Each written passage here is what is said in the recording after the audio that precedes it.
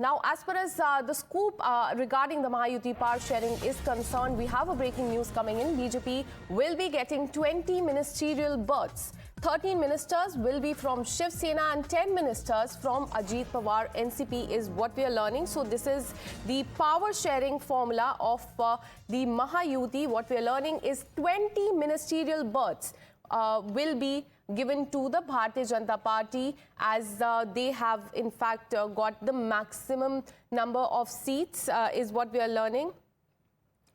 So let me go across to my colleague Ravikant, who joins us live on the broadcast with more details. Now that the oath-taking ceremony is over, who will get how many ministerial berths is something that remains to be seen. What more can you tell us?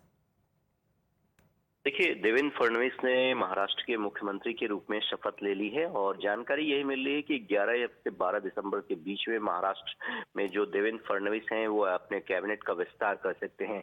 लेकिन इन सब के बीच में जो मंत्रिमंडल है उसमें किसके कितने मंत्री होंगे इसका फॉर्मूला भी निकलकर सामने आ गया है। क्योंकि बीजेपी के पास विधायकों की संख्या सबसे ज्यादा है, इसीलिए लगभग 20 के आसपास जो है वो भारतीय जनता पार्टी के कोटे से मंत्री बनाए जाएंगे। 13 मंत्री जो हैं एकनाथ शिंदे कैंप से बनाए जाएंगे और 10 मंत्री जो है अजीत दादा पवार की पार्टी एनसीपी के कोटे के होंगे।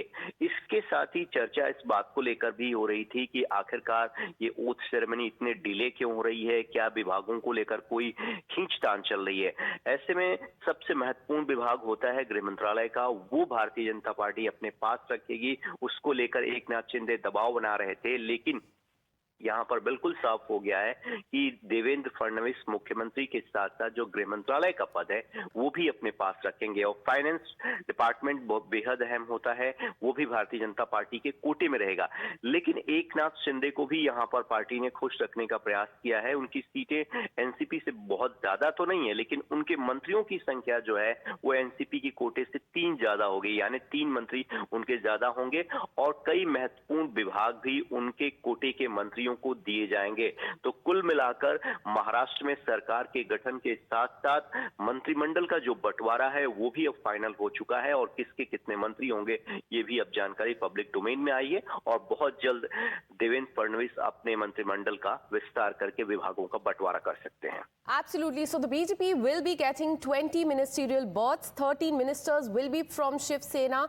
3 more than Ajit Pawar's NCP is what Ravikant has told us. And Home Ministry will be retained by the Bharatiya Janata Party is what we are learning.